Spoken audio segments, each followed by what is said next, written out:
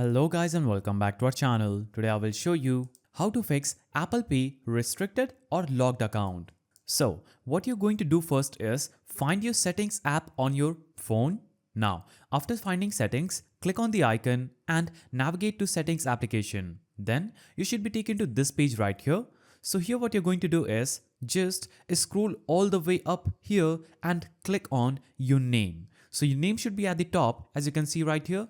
Click here, then you'll be taken to this page. Now you're going to click where it says name, phone number and email. So just click right here and it should now take you to this page. And here you can actually see all of the details that you have for your Apple ID. But for this tutorial, we are going to click on date of birth here. Then you're going to actually change your date of birth to the correct one instead, because if you're currently being restricted or blocked on Apple Pay, it's most certainly due to the fact that you have actually given them a fake or incorrect birth date. So make sure that you change the correct one in here and you're going to click on done in the top right corner, then try again, and then this problem should be actually fixed.